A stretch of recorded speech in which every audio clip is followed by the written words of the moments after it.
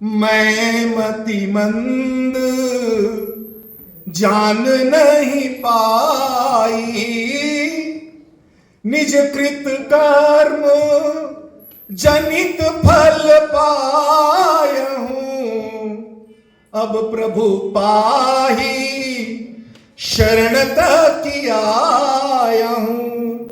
मोरे तुम प्रभु गुरु पितु माता, जाऊं कहां तजी पद जल जाता।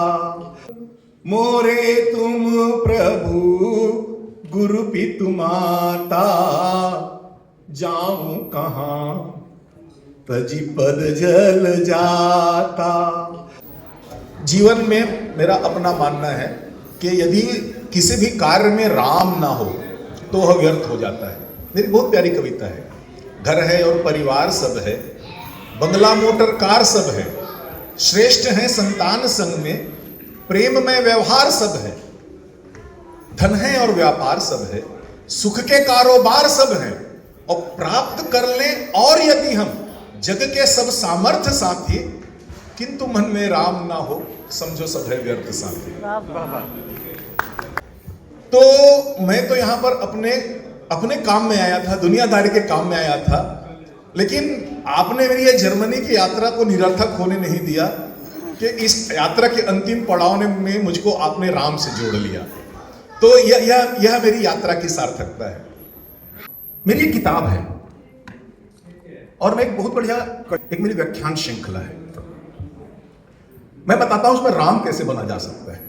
और विश्वास कीजिए, आप जो हैं वो बनने में बहुत कठिनाई है, लेकिन राम बनना बहुत सरल है, बहुत ही सरल है। तो जैसे मैं आज अखिल भाई के घर आया तो मुझको सबसे बड़ा अच्छा लगा वहां पर आकर के कि जो एप्पल फले हुए हैं पेड़ में, हमारे लिए तो बड़ा मुश्किल है ना देखना। तो मैं अपने बच्चों को दिखाया वीडियो कॉल करके। तो मेरा बेटा बोलता है वाओ पापा ये तो हमारे घर में भी होना चाहिए। सबसे पहले तो यही बात आती है ना, दुनिया में कोई भी अच्छा चीज हो तो लगता है कि मुझको मिल जाए। तो निश्चित है कामना अच्छी है, लेकिन मैं क्या कर सकता हूं? क्या मैं इस पेड़ को उखाड़ के ले जाकर अपने घर में लगा सकता हूं? क्या संभव नहीं है। लेकिन यदि मुझको ये कामना की पूर्ति करनी है तो क्या करनी है कि मैं अखिल भाई से एक बीज ले लूं, उनसे थोड़ा सा रेसिपी ले लूं, भाई इसने पालन पोषण कैसे किया, इसका परवरिश कैसे की, और जाके अपने घर में रोप लूं, उसकी सेवा करूं। धीरे धीरे धीरे धीरे वो पेड़ बड़ा होकर के 1 साल 2 साल 3 साल 4 साल 5 साल वो फल आ जाएगा, मेरे घर में आ जाएगा ना। राम को अपने जीवन में लाने के यही तरीके हैं। राम है, हम क्या करते हैं, राम के यश को एक वृक्ष रूप है। हम सोचते हैं वृक्ष रूप में राम आ जाए, कभी नहीं आ सकते। लेकिन यदि बीज रूप में ले आएंगे और उसकी परवरिश करेंगे तो आप देखना एक दिन राम आपके हृदय में होंगे। हनुमान जी को भूल जाओगे। सब लोग बोलते हैं ना, जासु हृदय आगार बसहि राम असी अचाप धर। तो बोलोगे कि हनुमान जी के दर्शन करने के लिए तो साधना करनी पड़ती है, मंदिर में जाना पड़ता है, देख मेरे हृदय में है। ये कॉन्फिडेंस आएगा आपको। तो इसमें राम को जीवन में लाने के लिए 16 अलग अलग बीज हैं। जब मैं किताब लिख रहा था मैं बोला एक ही बीज से काम नहीं चलेगा, क्योंकि जो तमिलनाडु में वाले लोग हैं उनको मैं एप्पल दे दूं और कश्मीर वाले हैं उनको नारियल का दे दूं तो मामला गड़बड़ हो जाएगा। तो इसमें आपकी रुचि के अनुरूप 16 चैप्टर हैं और 16 के 16 चैप्टर हैं राम बनने के बीज हैं। उसमें से एक चैप्टर मैं आपके सामने 5-10 मिनट में बताता हूं हम क्या कर सकते हैं। तो कम से कम एक बीज तो लेकर के जाइए आप यहां से, है ना। अच्छा, एक बहुत बढ़िया चौपाई है, मैं आधा बोलूंगा आधा आप लोग बोलेंगे, है ना। रघुकुल रीति सदा चली आई, न जाए पर वचन न जाए। किन किन लोग को विश्वास है इस बात में? हाथ उठाइए। यहां पर भी डाउट है क्या? राजा दशरथ ने प्राण दे दिया ना, है ना। अब देखिए, मुझको भी विश्वास है ना मेरी बातों को। अभी मैं जिस बात पे एक बीज राम जी बनने के लिए एक बीज मैं आपको सौंपूंगा, ठीक है। और ये बीज लेकर के अपने साथ जाइएगा, अपने मन में लगा करके इसकी परवरिश करनी है। ये बीज है रघुकुल रीति सदा चली आई, आगे प्राण जाई पर वचन। बोलते हैं कि रघुवंशी हैं, अपने प्राण से ज्यादा अपने वचन को अहमियत देते थे, ठीक है। राजा दशरथ ने माता कैकेयी को वचन दिया, वो मर गए, लेकिन प्राण त्याग दिया, लेकिन उन्होंने अपने वचन को जाने नहीं दिया।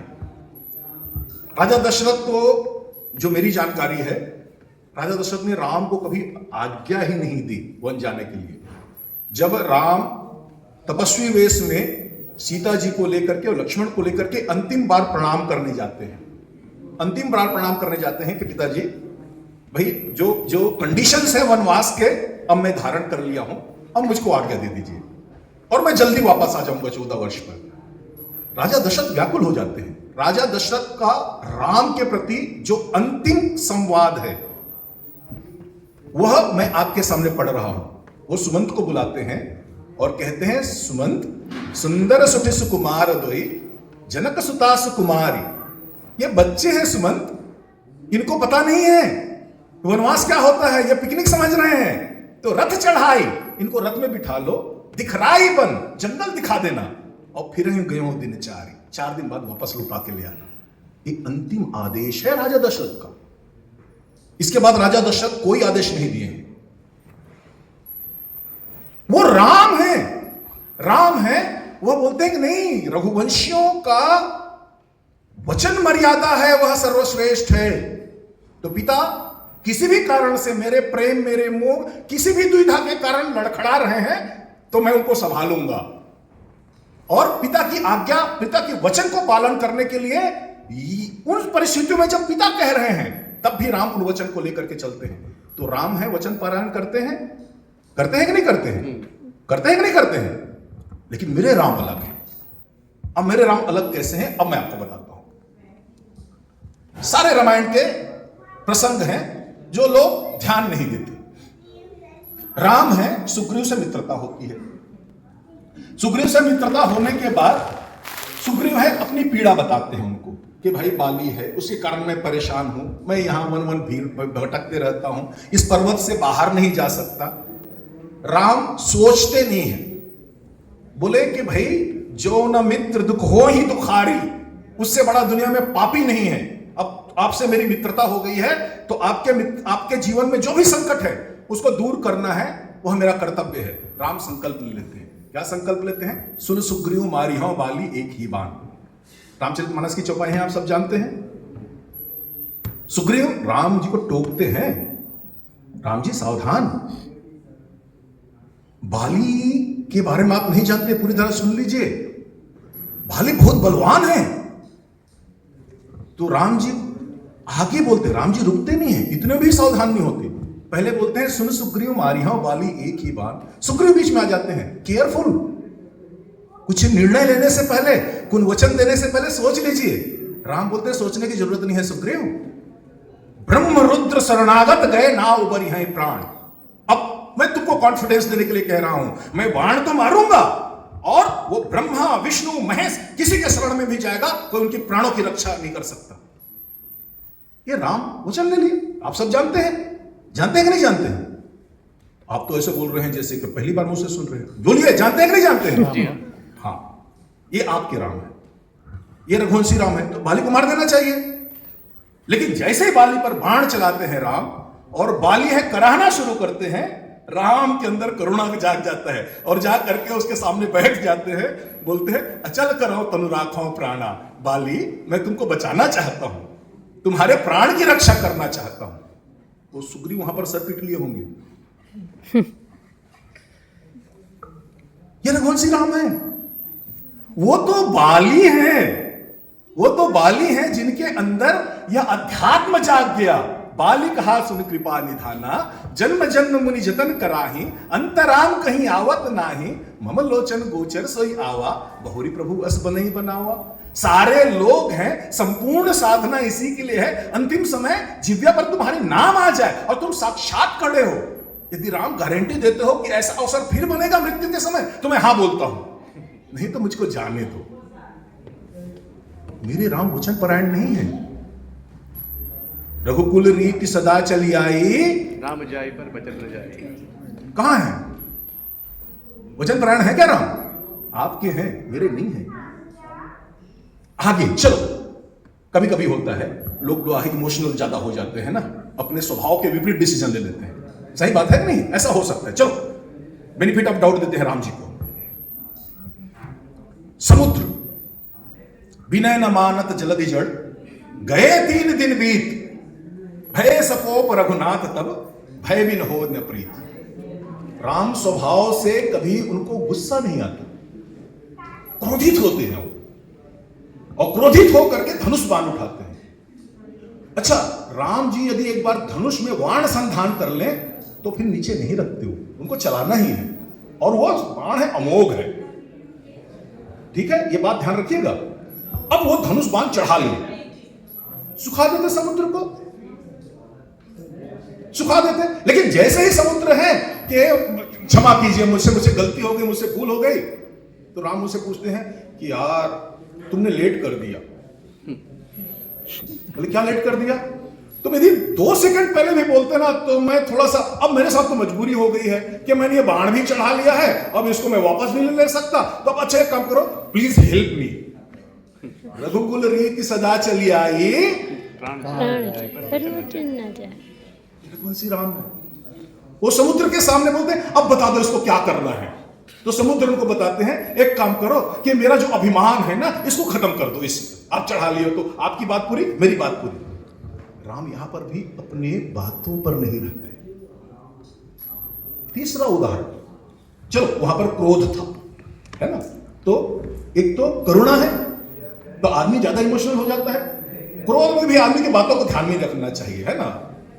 और बाली के साथ राम जी की कोई जाति दुश्मनी तो थी नहीं, वो सुग्रीव से मित्रता थी, तो मित्र के शत्रु इनको कर ले। समुद्र के साथ भी कोई जाति दुश्मनी थी नहीं कि इनसे बदला लेना है, समुद्र कोई राक्षस तो था नहीं, तो चलो क्षमा बनता है। मैं जो नेक्स्ट उदाहरण बताऊंगा you will soft, I am not using word surprise, वो है जयंत का प्रकरण। जब राम जी हैं, भरत जी वापस चले जाते हैं, जितना उनके बीच बातचीत होनी है, उनके बाद भरत जी चले जाते हैं तो राम जी बड़ा संतुष्ट होते हैं, क्योंकि वनवास आने के बाद यह पहला प्रकरण था। उनको अयोध्या के विषय में कोई जानकारी नहीं थी, पिताजी को बीमार छोड़ करके आए थे, भरत वहां थे नहीं। भरत आने के बाद ऐसा क्या परिवर्तन होगा, राम जी भी चिंतित रहते थे। लेकिन अब सब लोग आ गए थे, माताओं को देख लिए थे, पिता का अंतिम जो पुत्र के रूप में जो उनको अंतिम उनके श्राद्ध करना है वो कर लिए, भाइयों को देख लिए, और सबके बीच में समाधान हो गया। तो राम जी को लगता है कि चलो अब जिस काम के लिए वो काम करें। राम जी हैं, सीता जी का श्रृंगार करते हैं, आराम के समय बैठे रहते हैं, अपने हाथों से फूल तोड़ते हैं, फूल तोड़ करके सुंदर सुंदर गहने बनाते हैं और सीता जी का श्रृंगार कर रहे थे। इसको वो जयंत देख लेता है। जयंत है इंद्र का बेटा है, देवराज इंद्र का बेटा। वो बोलता है इनको सब लोग बोलते हैं महाबलशाली है, मेरे पिताजी बोलते हैं कि देवताओं में आए हुए संकट को ये हरने वाले हैं, ये तो एक कामिक पुरुष की तरह व्यवहार कर रहे हैं, यही करेंगे क्या? इनके लक्षण तो वैसे दिख नहीं रहे हैं। सच चाहत रघुपति बल देखा, बोले मैं देखता हूं, ट्राई करता हूं है बल कितना, और बल करने के लिए उनके राम जी की परीक्षा लेते हैं, कौवा का रूप धारण करते हैं और क्या करते हैं, और सीता चरण चोच हत भागा, अमूढ़ मंद मति कारण कागा। सीता जी पर जा करके आक्रमण कर देते हैं। आक्रमण भी ऐसा नहीं है कि चलो अब रास्ते में चल रहे हो तो कौवा की बात कर देता है ना, कोई चिड़िया पक्षी आकर के कर देते हैं ना, ऐसा नहीं है। इतना सामान्य आक्रमण नहीं था। चला रुधिर रघुनायक जाना, जब सीता जी के पांव से, चरणों से ब्लीडिंग होनी शुरू हुई, तब राम जी को पता चलता अरे ये खून कहां से आ रहा है। राम जी हैं, तुरंत एक धनुष उठाते हैं, एक बाण है वह जयंत के पीछे छोड़ देते हैं, संकल्प लेकर के कि इसको वध करना ही है। वो भागता है, भागने के बाद वो ब्रह्मा जी, विष्णु जी, महेश सबके पास जाते हैं। राख न सके कोई राम के द्रोही, तो राम के द्रोह कर लिया उसको कोई रक्षा नहीं कर सकता। सब बोलते भाई कि ये जो 50% इंडिया पर जो क्या बोलते हैं टैरिफ है ना, वही ठीक है, हम कुछ बोलेंगे तो हमारा 15-20 कब हो जाएगा पता नहीं है। यही है ना दुनिया, तब भी वैसे ही थी। इंद्र के पास पहुंच जाते अपने पिताजी के पास, पिताजी मुझसे भूल हो गई, मेरी रक्षा कर लीजिए। इंद्र दोनों हाथ खड़ा कर देते हैं कि बेटा तुमने गलत कर लिया है, तुम्हारी रक्षा यदि कोई कर सकते हैं। हरे कृष्णा हरे कृष्णा। राम के पास वापस आते हैं और रामचरितमानस की सबसे प्यारी चौपाई है, आप लोग इसको ले जाइएगा, राम जी को बहुत प्रिय चौपाई है। अतुलित बल अतुलित प्रभुताई, मैं मतिमंद जान नहीं पाई।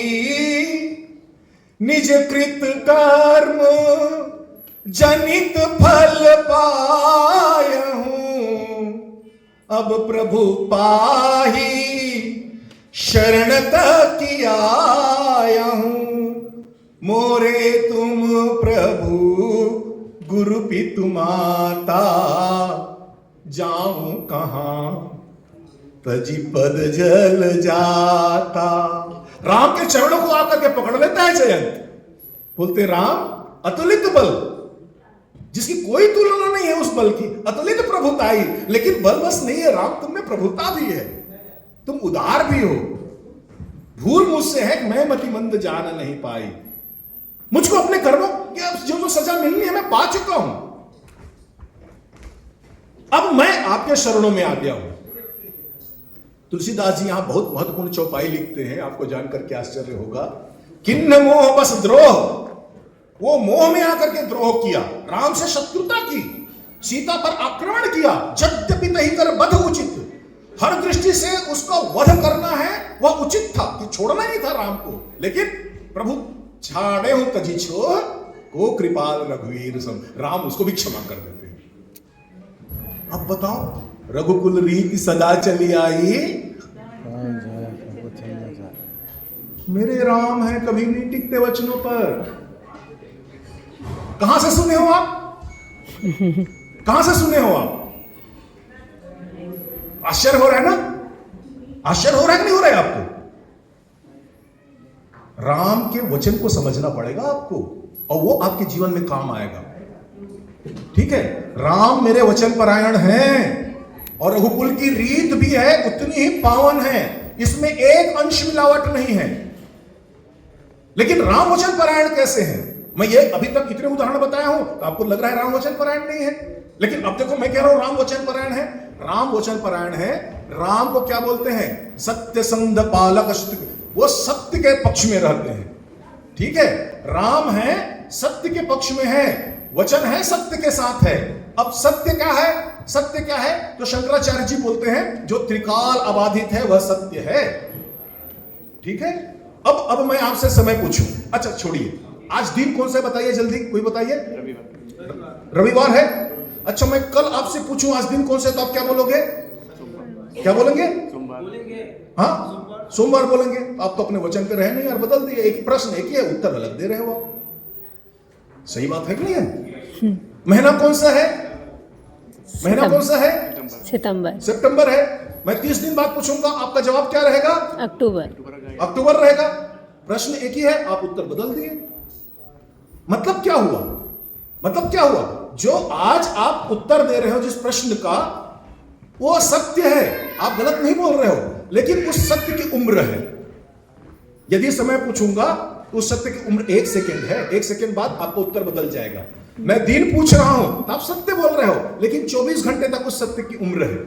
यदि मैं महीना पूछ रहा हूं, उस सत्य की उम्र है 1 महीना है। ऐसे ही ना जाने कितने सारे छोटे छोटे सत्य हमारे जीवन में जुड़े रहते हैं, और जैसे ही वह समय खत्म हुआ वह सत्य खत्म हो जाता है, और उसके बाद जो बचता है जिसको हम सब ढोते हैं वह सत्य की लाश है। और यदि लाश को ढोगे तो जीवन में सड़ांध, बदबू, वितृष्णा यही मिलेगा। और हमारे जीवन की जितनी भी समस्याएं हैं इसीलिए है कि सत्य के नाम पर जिसको हम ढो रहे हैं वस्तुतः वह सत्य नहीं है। वह सत्य तो कब से खत्म हो चुका है। तुमने मुझसे पिछले साल यह कहा था, मैं अभी भी लेकर के चल रहा हूं। मेरे राम हैं, वह जानते हैं सत्य क्या है, क्योंकि राम सत्य के साथ है। राम की जो दुश्मनी है, राम की जो वैर है, वह किसी व्यक्ति से नहीं है। व्यक्ति के साथ जो अवगुण है उसके से है। बाली कामी था, बाली को जब अपनी गलतियों का एहसास हो जाता है, राम उसको क्षमा करने के लिए तैयार हो जाते हैं कि बाली जब तुमने स्वीकार कर लिया तो मेरी जो सत्य है वह की पूर्ति यहां हो जाती है, वचन परायणता है यहीं पर पूर्ण हो जाता है। अब इसके बाद यदि मैं तुमको मारूंगा तो वह मेरी विकृति है। राम की दुश्मनी समुद्र से नहीं है, समुद्र की जड़ता से है। जैसे ही समुद्र की जड़ता खत्म होते ही समुद्र है सरल बनता है, राम का सत्य पूर्ण हो जाता है। राम की दुश्मनी जयंत से नहीं है, सठ चाहत रघुपति बल देखा। लेकिन जैसे ही जयंत आकर के बोलता है अतुलित बल अतुलित प्रभुता आई, बोले मैं आपका बल देखना चाहता था, बल देख लिया, राम का वचन नहीं पूरा होता है और उसके बाद फिर राम आगे नहीं बढ़ते। हमारे जीवन में देखिए, कोई व्यक्ति मेरे साथ कभी कोई गलत व्यवहार कर दिया, मैं उसको सही बनने का अवसर ही नहीं देता हूं। वो मेरे साथ बार बार प्रयास करता है। एक सब्र है, इसके सिवा कुछ पास नहीं है। बर्बाद तमन्नाओं का एहसास नहीं है और कमजोर नहीं इतना जो मांग के पी लूं, और यह भी नहीं है कि मुझे प्यास नहीं है। हर व्यक्ति का अपना स्वाभिमान है। हर व्यक्ति से अपेक्षा मत कीजिए वो आकर के सॉरी बोलेगा। बॉडी लैंग्वेज को समझिए, उनके हाव भाव को समझिए, उनके मनुहार को समझिए। आप किसी सार्वजनिक सभा में बैठे हैं, किसी विवाह में बैठे हैं, आपके बगल में आकर के बैठ जाए, समझ जाओ कितने बड़े पहाड़ को उतार करके बैठा है वो। मैं नहीं समझता, मैं नहीं समझता। मैं जिसे सत्य समझ करके, और दुर्भाग्य है हम शास्त्रों की रामायण की चौपाइयों को अपने अवगुण को जस्टिफाई करने के लिए देते हैं। जो मैं मारा ते मैं मारे। जीवन में आगे बढ़िए, आगे बढ़िए। This is my commitment, I have decided, this is my nature. Please, Ram से ज्यादा नेचर वाले हो गए क्या? रघुकुल रीति से ज्यादा आपकी रीति चली आई क्या? एक गुण आप ले लीजिए कि पहचानिए सत्य कहां है। जिस दिन सत्य पूर्ण हो जाए फिर सत्य के लाश मत ढोइए। इन्हीं राम के एक छोटे से गुण लेकर के अपने जीवन में जो संबंधों को परिभाषित करने का काम करेंगे, देखिएगा ये आपके अभ्यास में शामिल हो जाएगा और राम बनने की प्रक्रिया आपके अंदर शुरू हो जाएगी।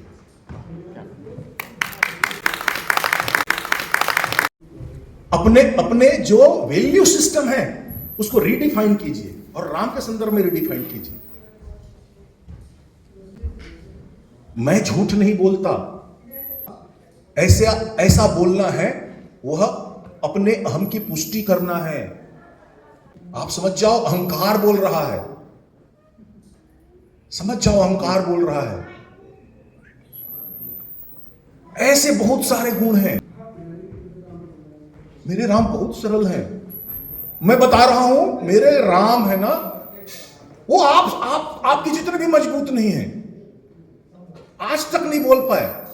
वो जर्मनी में कहीं आ जाते धोखे से तो अकेले रह नहीं पाते। वो उनको आदमी नहीं मिले, बंदर पकड़ लिए, भालू पकड़ लिए, गिलहरी पकड़ लिए, ना जाने क्या क्या पकड़ लिए। जो आपके वैल्यू चेन है उनको बनाइए। वैल्यू चेन में जो लोग हैं उनको देखिए, उनको रिडिफाइन कीजिए, कहां पर किनकी क्या क्या आवश्यकता है। उनके गुणों से सीखिए। जैसे मैं कहा ना, राम ने सबसे सीखा। जब तक आप ये गुण नहीं लाएंगे, राम आपके लिए भगवान बने रहेंगे। और भगवान कौन है? मेरी हनुमान जी की बहुत प्यारी किताब है, पढ़िएगा। मैंने कहा जिनके कर्मों से हम, जिनके हार्डवर्क, जिनके कर्मों से हम नहीं सीखना चाहते, हम उनको भाग्यवान घोषित करते हैं। और जिनके चरित्र से नहीं सीखना चाहते, हम उसको भगवान बना देते हैं।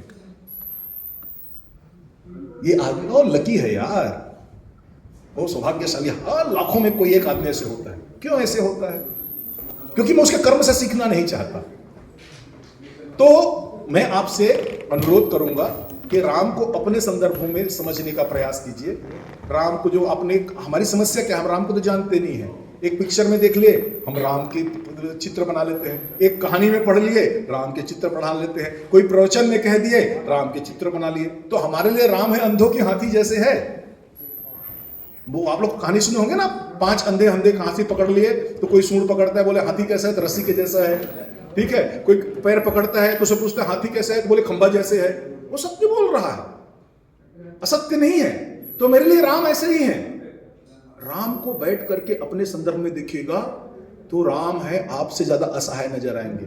आप अब राम के सामने जाकर के प्रार्थना करते हो ना कि आप मेरी रक्षा कर दीजिए, आप मेरी विपत्ति अपने जीवन की विपत्ति को बेचारे टाल नहीं पाए, उनके लिए दूसरों की आवश्यकता पड़ी उनको। जिस दिन ये आप करना शुरू करेंगे, तो फिर आप राम के गुणों की ओर जाएंगे कि भाई राम भी तो ऐसी विपत्ति में थे, तो वो क्या करते थे। जब इस ओर जाएंगे तो राम आपके लिए उपयोगी हो जाएंगे, राम आपके मित्र हो जाएंगे, राम आपके सखा हो जाएंगे। मेरा अपना अभियान यही है कि मैं चाहता हूं कि राम को आप अपने पास समझिए, उनको इतना दूर मत बनाइए, तो भगवान मत बना दीजिए उनको, वो भी छटपटाते होंगे। तो राम पर मैं मतलब एक बीज है मैंने आपके सामने रखा।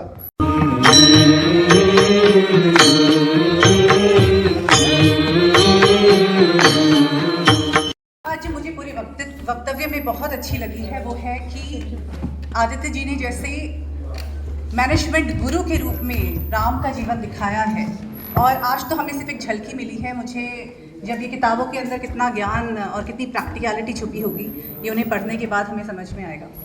मैं कहूँगी आज आप यहाँ पर आए और हमने जो आज सुना है, मैंने राम का चरित्र और रामायण को इस संदर्भ में इस तरीके से पहले कभी नहीं सुना। आप लोगों से मैं जानना चाहूँगी, कुछ लोग नए भी जुड़े हैं, आप लोगों से जानना चाहूँगी जिन्होंने आदित्य जी का पूरा वक्तव्य सुना, आपको उसमें से अगर एक दो पंक्तियों में सारांश करना हो कि आपको क्या लगा, क्या चीज़ आपको हिट की है, क्या हाईलाइट रही है, तो वो मुझे आप बताइए। मेरा तो अपना स्वयं मानना है, सिया राम मैं सब जग जानी, करहूँ प्रणाम जोर जुग पानी। और आपने इतना सुंदर वर्णन किया है, कम से कम पहली बार रामचंद्र जी की कमजोरियों पर किसी ने प्रकाश डाला है, ये सुनकर बहुत अच्छा लगा। कमजोरियाँ सब में होती हैं, हम में भी हैं, तो ये अच्छा लगा कि भगवान हमारी तरह ही हैं, हमारे पास हैं। रामचंद्र भी वही हैं जो हम सब में हैं।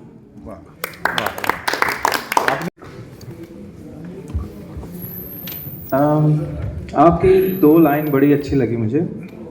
एक वो कि जब हम किसी के कैरेक्टर से नहीं सीखना चाहते तो उसको भाग्यवान घोषित कर देते हैं, और जब किसी के चरित्र से नहीं कर्मों से नहीं सीखना चाहते तो भाग्यवान बना देते हैं, और जब चरित्र से नहीं सीखना चाहते तो उसको भगवान बना देते हैं, क्योंकि हम उसमें मेहनत करना नहीं चाहते, हम हैं आलसी। तो हम बहाने ढूंढते रहते हैं कि वो इसलिए कर रहे हैं, वो तो भाग्यवान है इसलिए कर रहे हैं, वो तो भगवान है इसलिए कर रहे हैं, हम नहीं कर सकते क्योंकि हम हैं आलसी। सीधी बात है। बहुत बढ़िया, बहुत अच्छा लगा मुझे। ये तो मुझे सबसे पहले यही अच्छा लगा था, मैं भी बोलना चाहता था। और दूसरा जो राम का चरित्र ने जो अलग तरीके से बताया, जो इतनी बारीक चीज़ें थी जो हम रामायण पढ़ ले जाते हैं, इवन मैंने भी अर्थ सहित पढ़ी रामायण, लेकिन कभी भी इस एंगल से नहीं देखा कि उनके चरित्र को से हम छोटी छोटी बातें कैसे समझ सकते हैं। तो थैंक यू वेरी मच। मुझे ये अच्छा लगा कि आप जो 3 तरह की आपकी किताबें हैं उसमें आपने बोला कि अगर हम इंसानों को 2 ही परेशानियां होती हैं, और मुझे वो सही लगा कि हाँ सही बात है, क्योंकि आप अभी उस तरह की परिस्थिति और मनोस्थिति, और परिस्थिति मनोस्थिति दोनों खराब हो तो सच में जो हनुमान जी हैं उनकी हमें जिस तरह से वो हैं और जितने हंसमुख और एकदम अच्छे से हैं, फिर भी बहुत राम के और उनका जो भाव है वो एकदम अच्छा है, तो वो मुझे काफ़ी अच्छा लगा। तो वो एक्चुअली क्या है कि मैं मॉडर्न मैनेजमेंट में रामायण के भी क्लासेस लेता हूँ, तो मैं उसमें कहता हूँ इसमें ऑब्जेक्टिव बेस्ड रिलेशनशिप रखिए। मैं राम से क्या रिलेशनशिप रखूँ, तो अपनी परिस्थिति को ठीक करने के उनसे गुण सीखूं। भरत से क्यों रिलेशन रखूं, तो मनी स्थिति को ठीक करने के गुण। तो when you are be having objective based relationship, then only we can learn a lot from the person. Otherwise रोज सुबह होती है, रोज शाम होती है, जिंदगी की हर सांस तेरे नाम होती है, ऐसे ही चलता रहेगा, है ना? जी हाँ। जी, तो मुझे वो बहुत अच्छा लगा। शुक्रिया। हम आप एक बार बता दीजिए प्लीज। गौरव, मेरा एक क्वेश्चन था एक्चुअली। जी जी बोलिए। आपने बोला रघुकुल रीत सदा चली आई, प्राण जाए पर वचन न जाए। फिर आपने कहा कि सत्य की एक एज होती है, अदरवाइज हम उसकी लाश ढूंढते हैं आगे तक। प्राण जाए पर वचन न जाए, ये सतयुग में वैलिड था, क्या ये आज भी वैलिड है? आज भी वैलिड है। सत्य तो हर जगह है। सत्य की परिभाषा है, सत्य को परिभाषा क्या कहते हैं? जो त्रिकाल आबादित है। मेरे पास समय कम था, जैसे आप भाई साहब ने मुझसे कहा कि आज कौन सा दिन है, मैंने से कहा तो इन्होंने कहा संडे है, मैंने कहा कल पूछूंगा तो मंडे, लेकिन आज तो ये सत्य है ना। आप मुझसे कह सकते हैं, आप मुझसे लड़ाई कर सकते हैं, मैं आज सत्य हूँ, आप कल की बात क्यों बोल रहे हो? तो कल वो असत्य हो गया, लेकिन आज वो है, मतलब ये तो सत्य और असत्य के बीच की बात है ना। तब यहाँ पर शंकराचार्य जी आते हैं और वो सत्य और असत्य के बीच में जो कभी सत्य है कभी असत्य, उसको कहते हैं मिथ्या। जिस सत्य की उम्र है उसको कहते हैं मिथ्या। और इसलिए उन्होंने कहा कि जो कभी परिवर्तन नहीं हो, जो समय के साथ, स्थान के साथ, मौसम के साथ, परिवर्तन परिस्थिति के साथ बदलते नहीं है, वह सत्य है। और इसीलिए राम को कहते हैं सत्य। परिस्थिति कुछ भी हो, राम बदलते नहीं, उनके लिए बदलता नहीं है। और इसीलिए शंकराचार्य जी कहते हैं ईश्वर सत्य, जगत मिथ्या। शरीर को भी कहा कि मिथ्या है। क्यों? आप आज हैं, आप अपने 1 साल पहले पुराना फोटो देख कर के आप बदल गए, तो आप इसलिए मिथ्या है। तो राम है कभी मिथ्या में आचरण नहीं करते थे, हम मिथ्या में करते हैं। सत्य कब खत्म हो गया मुझको पता ही नहीं है। मैंने तो आपसे ऑब्वियस क्वेश्चन पूछ लिया कि कल कौन सा दिन है, तो आपने बोल दिया मंडे, तो ये तो बहुत ऑब्वियस है। लेकिन जीवन में हम इतने सारे उलझनों में फंसे हुए हैं, तो जिसको मैं सत्य पढ़ के बैठा हुआ वो मिथ्या है।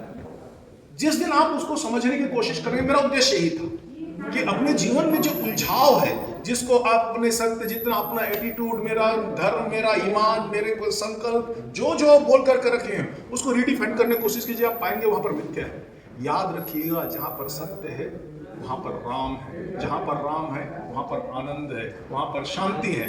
जहां पर उलझन है, टकराव है, वितृष्णा है, और क्या बोलते हैं घोर अंधकार है, वहां पर सत्य नहीं है।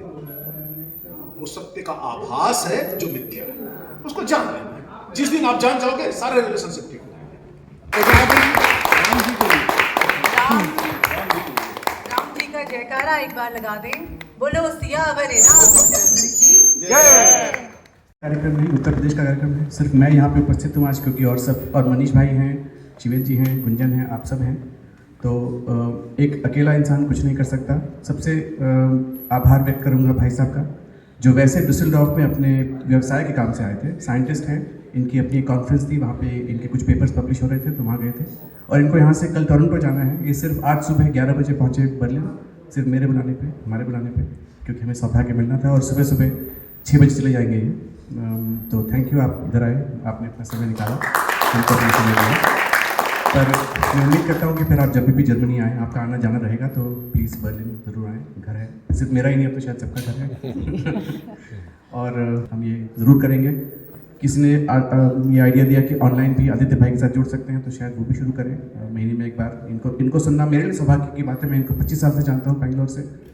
पहली बार जब मुलाकात हुई तो मैं ऑलरेडी इनके प्रभाव में आ गया था, लेकिन जब से इन्होंने ये पुस्तक की लिखनी शुरू की है, मैं समीक्षा करता हूँ कि ये मुझे बेचते हैं अपनी किताबें, मैं पढ़ता हूँ, उनको फीडबैक देता हूँ, और फ़ौरन बड़े खुले दिल से इसको फीडबैक को एक्सेप्ट भी करते हैं। तो इनका बड़ा दिल है, इनके पास काफ़ी तार्किक आर्ग्यूमेंट्स हैं जो रियली अंदर तक जाते हैं। It's not just philosophy, it is also very very deeply logical reasoning that you can talk and argue against, and I like that about him. तो ये अपने आप में बहुत सौभाग्य की बात है, ये हमारे बीच है। Thank you so much Gunjan, जिन्होंने इतनी मेहनत की, मनीष भाई, शिवेंद्र, आप सभी जो यहाँ पे आए, मुझे सबके नाम तो नहीं पता, और रवि भैया जो हमेशा तैयार रहते हैं, हमेशा सहायता, हमेशा सहयोग करते हैं, वो उनकी सौजन्य से जलपान जो भी हम करेंगे। मंदिर का नायडू सर, मूर्ति सर, पंडित जी, जिन्होंने ये जगह हमको दी। मैं खुद मंदिर का एक सदस्य हूँ, लेकिन मुझे पता है वो लोग यहाँ देर तक बैठे रहते हैं, उनका कोई सिर्फ हमारी वजह से बैठे हैं, वहाँ सुन रहे हैं। So thank you sir, thank you Naidu sir, thank you so much, और आप सबका बहुत बहुत धन्यवाद।